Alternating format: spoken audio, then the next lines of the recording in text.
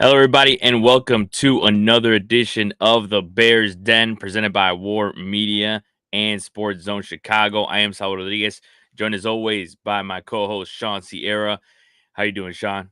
Man, I'm doing well. Thanks for asking, Papa. How you doing? Of course, man. I'm doing pretty well, man. Doing pretty well. We're getting closer to the NFL season. All these, we've seen a couple preseason games already, so I'm hyped because I feel like every time we watch another Hard Knocks episode or watch another game, like it's just inches closer, man. How'd you enjoy the preseason game and the Hard Knocks episode, man? The preseason game, I'm still a little annoyed with that though, so because Yeah. I wanted the Bears to play, and I'm very steadfast on this. I wanted the Bears to play the starters all the games. Mhm. All right, you had an opportunity. All right, you play. First of all, Caleb has had access to the playbook before they was even drafted. He said that they said that on their own. All right, so he's ahead of the game. Then you had an extra week of practice because of the Hall of Fame game. Then you had the Hall of Fame game, which they didn't play. He should have played in there because now it's more live, more real live reps. First actual game time reps. And then last week he had 2-3 series. It's like, give me a quarter at least, because I wanted a half, but I go for a quarter. You know what I mean? And all these times there's nothing like game time action.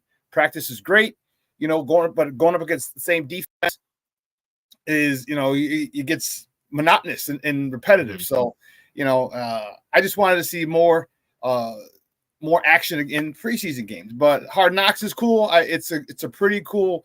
HBO's done another great job, done a really good job of targeting players and focusing on them, like Jonathan Owens, and obviously Caleb. The one thing I don't like, and maybe it's just for Hollywood, all right, is that I don't care about Caleb talking to Coach Eberflus. I really don't. I couldn't care less. Eberflus he's not developing Caleb Williams, Shane Waldron is. But I get it. Eberflus, he got the new, looks like a Russian, assassin, and secret agent with his new little beard and everything, and he's a star. Okay, I get it. But I just would like to see Shane talk a little more with Caleb personally. That's all. But other than that, man, they're doing a really good job of touching on a lot of different storylines and really just getting Bears fan fired up. Yeah, that's one thing that for sure they're doing a good job of, and we'll get into the episode. We'll get into a little bit of the DJ Moore, Roma Dunze type stuff, and a little bit of the conversations they had. But yeah, from you mentioned it, with you want to see more of the starters play in the preseason and all that. Yeah, that is probably one of the more annoying things when it comes to preseason football is that you want to see these guys play, especially rookies, for example, right? Like Caleb and Rome and those guys, like you haven't seen them in the NFL. So you want to see them play and play as much as they can. And it's just kind of like they're always restrained to a certain extent. And it is to the fan. It's just like, you want to see more. And that's why another reason why, like, I'm not kidding. Like, for example, that game, the Bills game, I watched just Caleb Williams. And after he was out, I was done. Like, I'm not going to watch the rest of the game really. Like we know who, yeah. Like we know the other guys. Like I know that in the Hard Knocks, they talk a little bit about Velus Jones, which I do want to talk about. Ian Wheeler and all that, which is a nice story. But it's like ultimately the rest of the stuff, there's not much. But besides the amount of they played, what did you think about Caleb Williams out there? Because he did show off a little bit of why they drafted him at number one. Like you kind of see it, like you're like, this is why he was drafted there. The movements he has, the little dish off he gave up to DeAndre Swift and all that stuff. Like, what did you think overall about his small sample size against the Bills? It was good. He did a lot of nice things. Unfortunately, I don't know about unfortunately, but I'm a realist, and maybe it's my coaching and playing experience. But I'm not as excited. I'm not, and that's not to say that he's not going to be a great player. Just I don't do that. Don't say that. I don't think that. I'm not intimating it. All I'm saying is he did stuff that a lot of other quarterbacks do. All right, a lot of other quarterbacks throw on the run. All right, a lot of other quarterbacks. I was listening to the radio this morning, and one of the guys is talking. I'm not going to mention any names, but the guy's talking, and he was like, "Oh my God, I can't believe he made that pass to DeAndre Swift. He wasn't even his first target, his first read, this and this." And I'm like, that was a screen. That's his only target. Like, don't sit there and tell and make up, give us this hyperbole when it's a screen. When have you ever seen a quarterback? It's a screen. Oh, he's not open. Let me wait and go downfield. No, because the defensive linemen are coming. And what was really funny is the guy's like, yeah, he wasn't his first touch. Let's talk about it. And then Caleb even said, hey, the lineman did a good job of letting the defensive line think they were getting a sack before they were. That's a screen. So when people, you know what, people like that, they overhype it. And it just goes to show some people don't know football, or they're letting their bias get in the way. You know, I'm not letting my bias get in the way. You know, and it's just, and again, I'm not saying Caleb's not good. He did a lot of good stuff. That throw to Cole Kmet, beautiful. All right, but other quarterbacks have done it. He's doing a lot of stuff that other quarterbacks have done, and it doesn't mean he's not going to be a good player. It doesn't mean he's not going to be a great player. Okay? It's just I'm not overexcited about this stuff. He hasn't done anything that a lot of other quarterbacks in the NFL haven't done. Trust me, I want him to do well, because if he does well, guess what? Our Bears do well. You know, so I see the potential. He's got a lot of potential. He's got a lot of moxie. He's got a lot of talent. I like what I've seen so far. Now let's get it consistent. But I'm not ready to give him a gold jacket. Some people are getting ready to give him a gold jacket after 2 series. Like, come on, baby. You know, come on. So 100%. Yep. But if you want to critique, like let's talk about the pass that he threw to Roma Dunze that almost got picked off. Like everyone's worried about, oh, look at the throw to Cole Kmet, look at the throw to Swift, but you don't want to talk about the bad stuff. Like, let's not do that. If you want to critique him, then critique him. Talk about the good and the bad. So he did a lot, and he did a hell of a lot more good than bad. And that was probably pretty much the only thing I think I can say was that pass that was almost picked off. But I like what he's done for those first 2 series. I want to see more.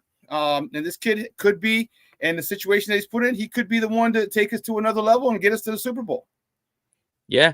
No, yeah, you're right. And I think, like, it's one of those things where I think from one side, Bears fans are probably like, these are stuff that we haven't seen our quarterbacks do ever.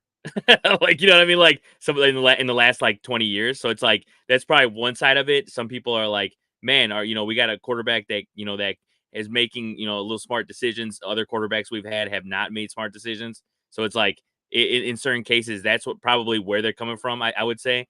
But I would say also you're right, is that people got to chill. Like, it's always how it is with Chicago fans, though, right? It's we see it, especially us as baseball fans, Sean. We know, like, 2 months into the season, you're like either Cubs or Sox fans or whatever, like, will go crazy because they're going off. But it's like, it's a long season. Like, you got to chill. Even in July, when you're already, giving up, and you're like, it's a long season. So, like, yeah, people are always going to overhype it, especially at the end of the day, too. It's just preseason. Like, whatever a guy does in preseason ultimately does not matter to the regular season. It's all about how it translates into the regular season. It's like, especially coming from a Bears team, a Bears player, you got to see how this dude does in a regular season game compared to that. And yeah, it's like you see nice signs, but ultimately, how does that translate? And I will say, one of the things I did like seeing is that, and they talked about a little bit on the QB school. I'm sure you've seen those videos, Sean. Like, they're pretty interesting in the way he breaks down quarterbacks and all that. And it's been mentioned a lot by other people as well. Is just the fact that you notice that Caleb is focusing a lot on ball security, which I think is one of the things that one of his weak points to his game going into the NFL was obviously he had to improvise a lot. But a lot of the ways that he was holding the ball when he was running, it wasn't very much protective of the ball. So that's one thing that in the NFL is super important, because guys are going to see the way you hold the ball and, going to try to knock it out of your hand, especially as a quarterback. You want to protect it, number one. But that's one of the things that I noticed from him and that I liked seeing from him. But was there anyone else that came out, like, and obviously, like, with like I mentioned, Velus Jones, they're trying to use him and kind of like, and I think I've seen people talk about it too, and use this verbiage of it. Like, it's almost like they're trying to use him as Deebo Samuel type of packages, right? So how do you feel about that? And, like, do you think, it's one thing, as we say, the preseason, one thing to see it in practice. Do you think that's something they're actually going to use during the regular season? I hope so. So. He's got to do a good job. He's got to secure the ball. He's got to show. First of all, he's got to secure the ball. Secondly, he's got to show that he can be a weapon. I mean, we understand his speed. We know his speed. His speed is top notch. That's stuff you can't teach, man. Like, his speed is top notch. So now you got to get him the ball. And they talked about it. He even mentioned it. He talked about, using him a la Percy Harvin, right? In Seattle. If he gets 8 to 10 touches a game, my goodness. I mean, think of the things. Even if only 2 of them or 3 of them our first downs, man, come on now. I mean, those could be key first downs, you know. And the thing about it is like he is a matchup problem wherever he is. And then you put him in motion, you know, you get him in the backfield. There's so many different things you can do with him. Just stop having him trying to catch kicks and punts. That's it. Other than that, you know, I like it. I like the Deebo Samuels because you know what it does? It gives Justin Fields See, Freudian slip. It gives Caleb Williams another weapon. The DJ, in addition to Keenan Allen, in addition to Rome Odunze, in addition to Cole Kmet, in addition to Gerald Everett. All right, you're giving, in addition to Tyler Scott, you're giving him another weapon. This dude has home run speed. So why not? Why not try find a way to get him in the game? I said, even if it's 10 to 15 plays a game, man, 20 plays a game, because they'll be using so many different formations. Just do it. Now, and I wish him well. I hope he does well because that's a stud, a guy who's extremely talented. Just hasn't been able to find his niche in the NFL. And hopefully, Shane Waldron is able to get him in where he fits in. Yeah, and then you mentioned about the kicks is like, yeah, he muffed another one, right? I know it's granted, it's like one of those things where, don't get me wrong, like I didn't like that either, but they were saying that it's one of the things that you might see a lot of with this new kickoff rule, which actually we haven't talked about, which I kind of want your thoughts on it, the kickoff rule, because like, you know, with they're saying the ball's going to be, you know, in the air a little longer, like, you know, guys are going to have to get used to it, but with Velus Jones, it's something we've seen no matter where the ball is, if it's coming to him quickly in a punt or, you know, whatever it is, he hasn't been able to get a grip on it. But yeah, what are your thoughts on the new kickoff? Because it's kind of it's a little weird, it's a little odd and hard to get used to, but I mean, it's part of the game now, I guess, right? Yeah, I'm cool with it. It lends itself to a lot of big runs and possibly touchdowns. All right, you know, because it's like a run because you're only 5 yards apart. I mean, if you X block or you know, they haven't said that you can't X block or cross block with receiving team. I mean, if you guys have gun guys slide right, another guy come around and pick another dude off, there goes an alley. And I mean, since everybody's literally right there, see on a regular kickoff, you got fast, you have gunners, you have other guys, so you have different levels of people, all right, that you got to get by. So if you get past the first guy, well, you still got the second level and third level guys who are maybe a little slower, but maybe a surer tacklers. Here, it don't matter. You break that line, If there's nobody there, and then most likely that kicker is not going to catch whoever is returning that ball. So I like it. They want more scoring. The collisions won't be as bad on the kickoff and the kickoff return teams, which is good health-wise for the players. It's just something different and something we got to get used to. You know, we all have to evolve. You know what I mean? We all have to evolve, and this is just an evolution of the game. I like it. You know, and first of all, if you go back to Velus, that's on him, bro. Like him not. Like you had all off season, you should have been catching 100 to 200 jugs machine kicks a day. You know what I'm saying? You got the money. It ain't like you got the money. You know what I'm saying? Like that should have been your main focus, is having someone pay someone to put in the, you know, stand behind a jugs machine, put that ball in, and all you do is catch kickoffs. Track the ball. Tracking is his biggest issue. All right. Well, guess how do you make a weakness a strength? You work on it. So I don't feel if he doesn't make the team, I don't feel bad for him, because you know what? That stuff you knew that after your first year. You should have been practicing every off season till you get that right. So if he doesn't want, obviously he doesn't want it that bad if he still can't track it. I don't know. That's just me, you know, my old man, get off my lawn, Sean. But you know, you got to put in the work, and I don't think he did. Yeah, no. I mean, yeah, you're not alone there. I think a lot of Bears fans agree with you, because I mean, it's one of those things where you just can't afford it, especially in a season where, you know, there's high expectations, right? Other years you're looking at a team that's developing and all that, and you're willing to, I guess, take a little bit more of, tolerate a little bit more of the mistakes. But when it comes to, you know, that type of play in a big game, for example, like you do that against the Packers or the Lions, like, you know, that's not going to bode well with anybody. But we did have a little bit of a clip here from the starters against the Bills, so we'll take a look at that real quick. Ed Oliver out of the blue medical tent on the Buffalo's sideline. He'll stay there for this 1st down and 10 play. Pressure coming. Williams flicks one and completes it to Swift into Buffalo territory. And he's tripped up around the 20-yard line. And his kick is good. Less contact than he did throwing the football. Pitches to Herbert, running left, turns the corner, and another Chicago 1st down. On the Bills Wall of Fame, Steve Tasker. Williams, play action, fakes it. Smoot doesn't buy the fake this time, but Williams connects. What a throw by Caleb Williams. Play clock at 1. Williams takes the snap out of the shotgun, steps up, he's going to run it. Williams off to the races. First down and more. And as he learned. There you go. And you know what? That's one. I think one thing, and you can chime in on this one too. Is like one thing I think people don't talk about enough is his running ability, right? Caleb Williams. I think he, a lot of people said, obviously that was one of the pluses with Justin Fields, and I'm not saying he's gonna be Justin Fields and running all those, 80 yards, 100 yards, but it's one thing I think people don't talk about enough. And hopefully, though, at the same time, that he's able to, because there's some plays that people talked about in college where, like, he was kind of running a little recklessly and kind of, but at the same time, his offensive line, you had to improvise a lot. So, how do you feel about his running game and kind of like how will that translate in the NFL, or maybe it's something that we that maybe I'm overselling and he might not even use as much as I think he is going to use. Well, I think it's a perfect situation for him because he should use it. All right, Mm-hmm. He's got the ability to run. All right, but more importantly, he's got phenomenal receivers that need to be covered. He's got phenomenal receivers that need to be attended to.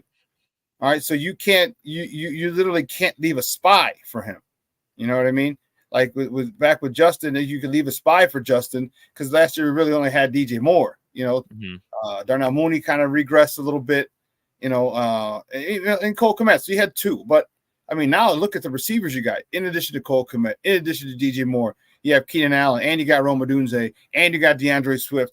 So I mean, you only have so many players on defense, and guess what? If you're not getting pressure with 4, and you got to bring a 5th person, well, guess what? That's going to leave some of your people open, or if they're all picked up, there's going to leave a lot of space back there for Caleb to run.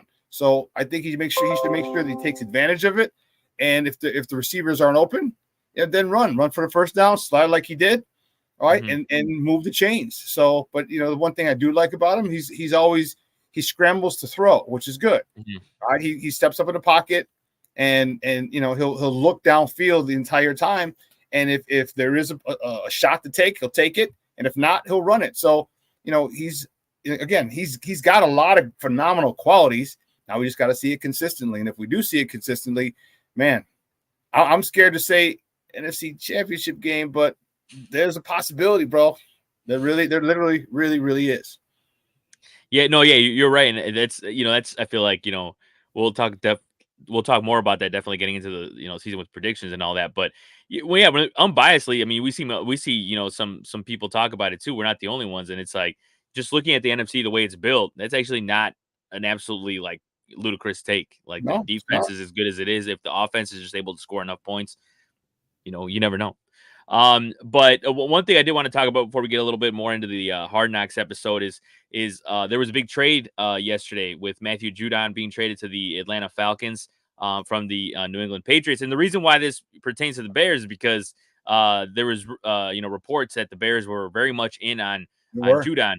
So what do you think about that? Because some people criticized the Patriots giving up a third, and some Bears fans I saw on Twitter were like, you know what, that's a little, I don't know if I would have given up the third for Judon or whatever. Like Ryan Poles made the right decision. What like would you have liked the Bears to be a little more aggressive in this case, or do you think they're okay? And also, does this open the door? Like, do you still do you think the Bears are still interested in a guy like Hassan Reddick, for example, something like that? But what do you think about Judon to the Falcons? Great move on their part for a 3rd round pick. You're getting a proven pass rusher. All right, a 3rd round pick doesn't guarantee you jack spit. You know what I mean? You're getting a proven pass rusher. All right, that improves that defense big time. Now, if the Bears had got him, I'd be happy as a pig and slop right now. And you mentioned Hassan Reddick, man, why not? All right, I know he's 31. Give him a 2-year, 3-year deal. Front load the money so his first 2 years he gets the majority of his money. The last year, you could just tell him, hey, we're probably going to cut you after 2 years. All right, and now you have a legitimate. Now you have to worry about Austin Booker, who, by the way, is pretty nice to begin with. But now you have a rotation of Sweat, of Hassan Reddick, of Austin Booker, of DeMarco, who's the Marcus Walker. All right, now you got a nice little set of rotation of defensive ends to go along with the interior guys. So I would definitely be I'd be all on board going to get Hassan Reddick. I know he's 31. All right. again, just offer them or just give them a 2-year deal. All right, 2-year deal, X amount of money, plain and simple. So you have him for 3 years because it's the last year of his contract. You got him for 3 years.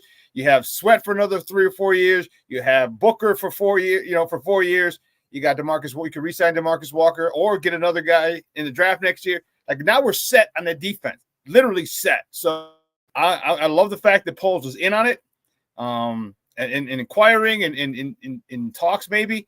I love it. All right, because this defense is going to have to carry this team until the offense starts clicking. Now, that might be sooner than later. That could be sooner than later, but we don't know when it's going to be. But we know this defense looking good. They got a swag. They got a little attitude about them. I like it.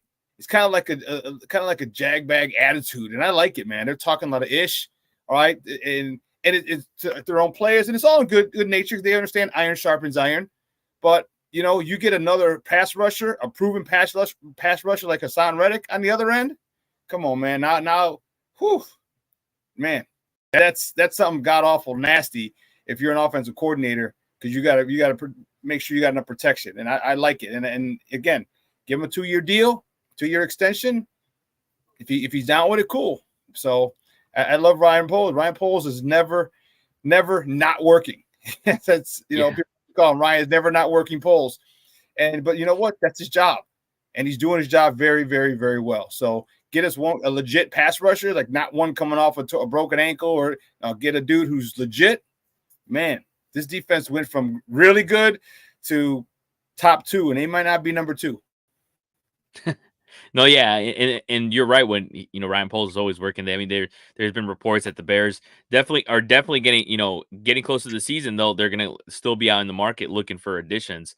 But you mentioned you mentioned the defense, and I think that's a good way to transition into the more of the hard knock stuff. And they focus a lot on the Jalen Johnsons. They focus a lot on him and his matchup with Allen. And I think, like, what did you think about that dynamic and how good that is for a team? Because when you got players complaining about, you're just talking about how like they haven't gotten a catch off each other and whatever, but it's almost like playful banter and all that.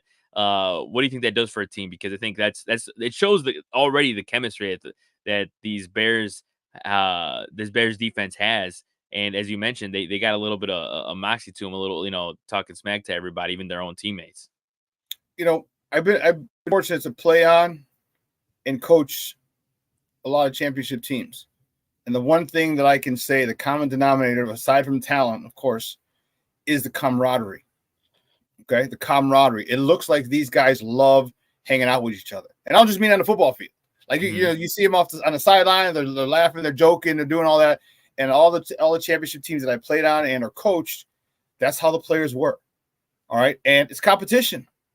You could be sitting next to a defensive back. Him and Jalen Johnson could be talking. The next play they're in, and they're going at it. Jalen Johnson wants to prove he's the number 1 corner in the NFL. Keenan Allen wants to prove he's a Pro Bowl receiver on a number 1 cornerback in the NFL. You know what I mean? And it's the traditional, it's the stereotypical iron sharpens iron. This is the quintessential example of iron sharpens iron, because you got a second team Pro Bowler who probably could have been first, all right, with a 6-time Pro Bowl wide receiver, and they're going at it back and forth. All right. Keenan Allen's not going to face the number 1 cornerback every week. You got DJ Moore on our team. So number 1 cornerback's probably going to go to him. All right. Mm-hmm. Jalen Johnson is probably going to face number 1 receivers a lot. So he's got a 6'2", 6'3" guy in Keenan Allen he's got to deal with. So every day he's going to get comfortable with dealing with bigger receivers and quality, all pro receivers.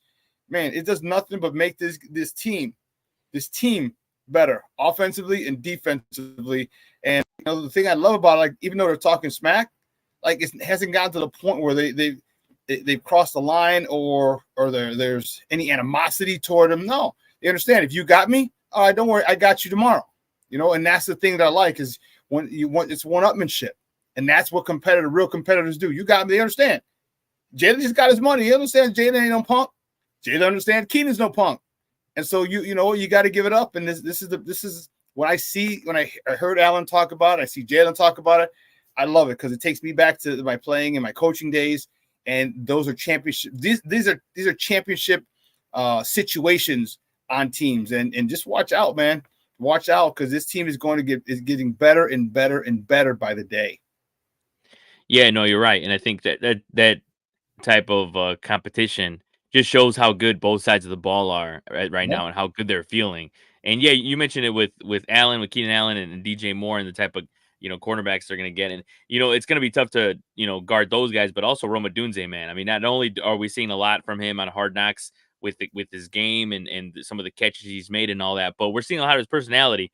And it's like people have said, this dude has not missed a beat, like literally and figuratively, like singing out, singing laugh at death and all that. Like, I'll do it like that. All that stuff is just hilarious, and it's like I love that part of the show because you get to see the dude's personality. They're not robots, and like also the one of the cooler parts of the episode too was him talking to those ninth graders and like giving them advice. And what'd you think about that and how good he's been for the Bears so far? Because this is the guy that obviously was sought after. Like if you've seen the Hard Knocks with the Giants, we saw how much they wanted him, but they ended up just going with neighbors. It was kind of they were going to down to the wire with that.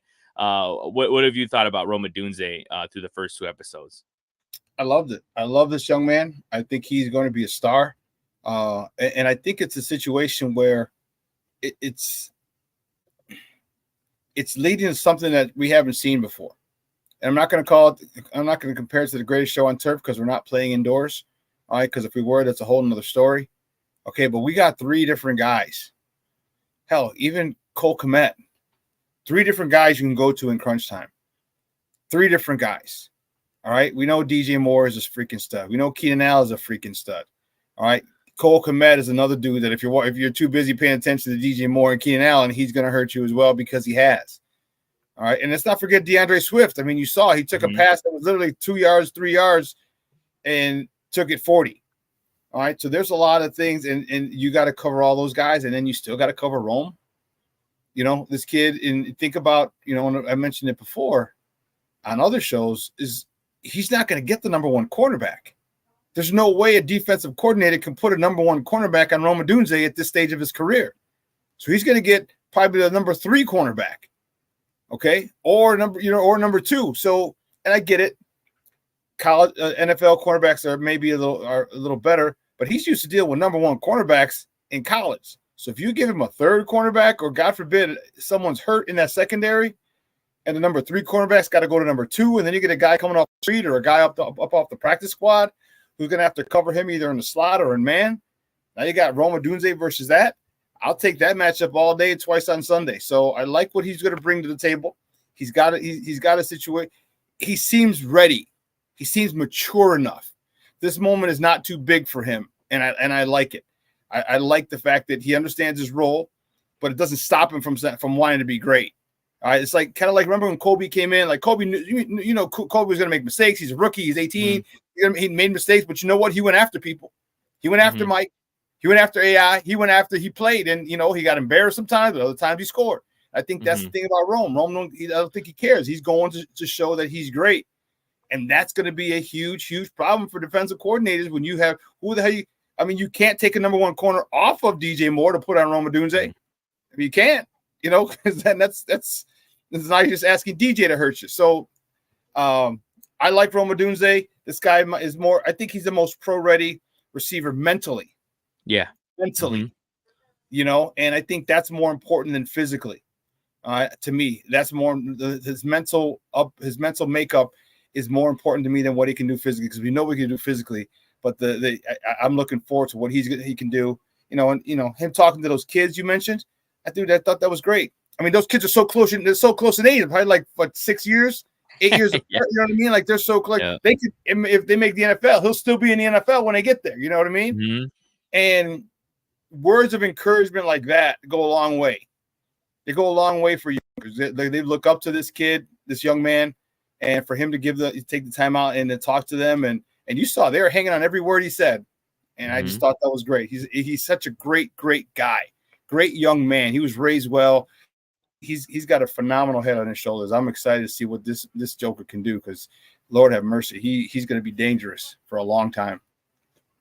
Yeah, and you mentioned Kobe and he had a Kobe quote in there when he was talking about the shots he didn't take any shot during the game that he didn't do in practice and all that. Yeah. That was a great way to put it. And yeah, you're right. And I think when looking back a little bit too as to like how the Giants were looking at Rome Odunze and kind of saying like they said it without really saying it. They mentioned they didn't want another choir boy and they didn't need another choir boy. It's like shh, you don't need another choir boy, so we'll take him then. We'll take that choir boy then if you don't want him. Because as you mentioned, mentally ready, like you look at Malik Neighbors and some of the stuff that people have said, like, whether it be about his personality or whether it be, how he kind of turned up into Giants camp and all this stuff. And, he doesn't look like he's happy there and all this stuff. Not to say that I'd be happy too if I was drafted by the New York Giants, but it's just one of those, it's one of those things too, where it's like, man, you look at it kind of think it says a lot about a dude's maturity.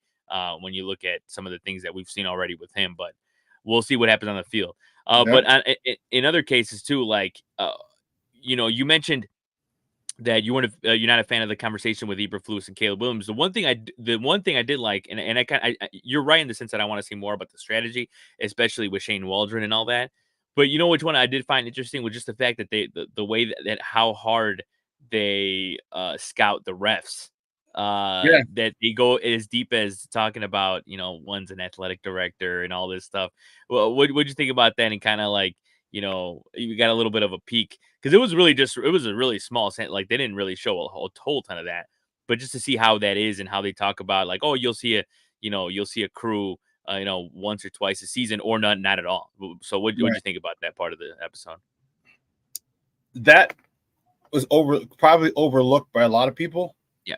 That shows the how thorough this new offensive staff is. All right, how thorough they are.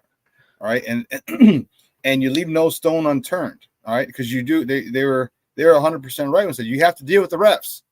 Mm-hmm. If you have a good rapport with refs with white hats, you might get some calls.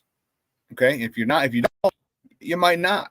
All right, and especially if you're a jagbag, if you're a guy who thinks who comes in and is, feels like you're entitled to something, the refs probably aren't going to give you calls if you get a late hit or so, you know what I mean? So I'm not saying it's going to help. I'm just saying it's definitely not going to hurt. So it's just every aspect of the game that you have to be aware of shows how thorough this offensive staff is, and I like it. I love it. I like it. I love it.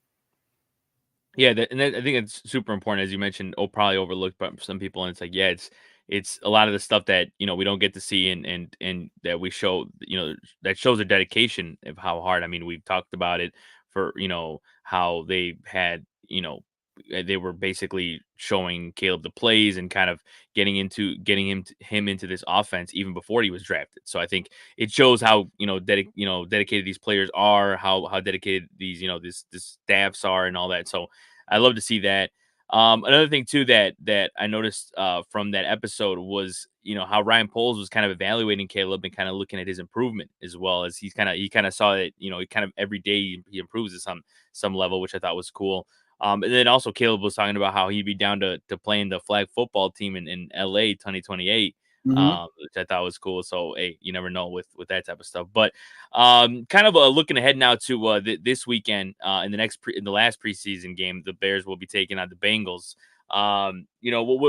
What are you looking forward to? Because I know the Bengals are not playing their starters. Right. I don't believe the Bears have announced whether their starters are going to play or not. But what do you want to see from guys that go out there that maybe you didn't see against the Bills or the Texans? I want to see the starters. All right. Mm-hmm. What Cincinnati does has no bearing on what the Bears need to do. The Cincinnati Bengals are in a very, very different situation than the Bears are. All right. They got their quarterback. All right. I think their offensive coordinator left, if I'm not mistaken. All right. Mm-hmm. So they might be having a new system. But nonetheless, you still have Jamar Chase. You still have Joey Burrow. All right. All right. You still have all those guys. All right. There's chemistry. There's familiarity. All right. It's not here with us yet. And I think we need to play a quarter. I mean, there's so many things. See, and for me, let's look at, I said I wanted them a half in each of the games because there's so many plays that you can run that Caleb is not going to get hurt. All right, so 3-step drops, maybe 3 to 5-step drops. Like I said it before, he's only throwing hitches. He's throwing slants. He's throwing those stupid bubble screens to get the ball out of his hands. You know what I mean? Those 5-and-outs, tight end pops. Those are and hand the ball off. Like there's a lot of different plays, and I want that. I need that short game to be stuck on automatic. So when we do go double moves, when we do go deeper, have deeper route concepts, okay, those are a lot more. Those will be open a little more because of the fact that everyone's so worried about our short game. All right, the short to intermediate game, you got DJ Moore who can break a tackle. You got Keenan Allen who can break a tackle. You got Romadunze who can break a tackle. You have all these guys who can get you yak. So we don't need to throw the ball and put Caleb in harm's way. Mm-hmm. So get him out there, get him comfortable, get him comfortable with slants, hitches, curls, all that stuff. Make that automatic. And you could have done that all the Hall of Fame game last week against Buffalo, this week against the Bengals, next week against Kansas City. Yeah, you know, it can be done, but for whatever reason they don't want to do it. So I would like to see that more. I want to see more of Austin Booker. I'm liking a lot what I'm seeing now. I need to see that against an offensive first team offensive tackle. All right, I'm not asking for a sack. I'm just asking for a pressure. Give me some pressures. Make that quarterback move off your spot. That's what I want to see. And you might not see it because, depending. But I want to see that from Austin Booker because Austin Booker looks really, really nice, in my opinion. I want to see more Gervon Dexter. Hardy, the young man Hardy, who's fighting for a spot in this team. He showed like he's a monster. I want to keep seeing this defense, all right, like a pack of rabid dogs. When it's passing downs, quarterback, I got to get this stuff out in 2 seconds. Literally 2 seconds, 2 to 3 seconds, because these jokers are coming. And that's the mentality. That's what I want to see. Can they continue to come and be relentless on that defensive line? Because if they are, man, Jalen Johnson, Tyreek Stevenson, Kyler Gordon, they're going to have some nice hits. They're going to have some nice picks, like Micah Baskerville, the Hound of the Baskerville did last week. So that defensive line, I want to see them continue to be some rabid dogs going after that quarterback, and I'll be happy as a pig in slop. Yeah, and you mentioned Booker, like they were talking about on the episode. You think it's fair to they said it, what they call him, a poor man's Max Crosby. Max Crosby, like, yeah. What do you see that? You think it's fair to kind of label it? Because I feel like even that is high praise. But I mean, looking at him and the way that he fights, like that dude is an absolute beast. Yeah, it's a comparison, and that's what everybody does. I hate to put the label on guys because now they have to live up to it, and now they, and it's tough. As long as he doesn't listen to the hype, and you're the poor, don't be the poor man's Max Crosby. Be the first Austin Booker. Be yourself and learn from Max Crosby. Learn from other stud pass rushers, current and previous. You're never too old to learn. He's just starting, so you need to learn as much as you can. I just think that kid's going to be – he's got a motor, man. He's got a motor. Ball's going the other way. He spins off his guy and chases the ball down the line of scrimmage. Like, dude, I love it. I love his attitude. I love his motor. I love his moxie. I love his mentality. This kid's going to be a stud, man. He's going to be a stud. Yeah, no, that's the type of fight I like to see from dudes, especially from the defense and young guys too. That dude shows he's hungry every time he's out there. But yeah, I think that's a good way to end this edition of the Bears Den presented by WARR Media and Sports Zone Chicago. I want to thank, as always, my guy Shawn Sierra. I want to thank you guys for watching as well. All our coverage here on WARR Media as well as Sports Zone Chicago. Check out Sean and Maya. Check out Second City Sports. Check out our stuff from WARR Media as well with the At Bat podcast. They'll be streaming later today. Check out, Slam Society as well. And we'll be back for future episodes. I know we'll talk more about the Bears and the Bengals next week. We'll talk about episode 3 of Hard Knocks and all of that. So hopefully everyone enjoys that and everyone has a great rest of the week. Take it easy, guys. Bear down, baby. Bear the freak Hell down. Yeah. Hell yeah.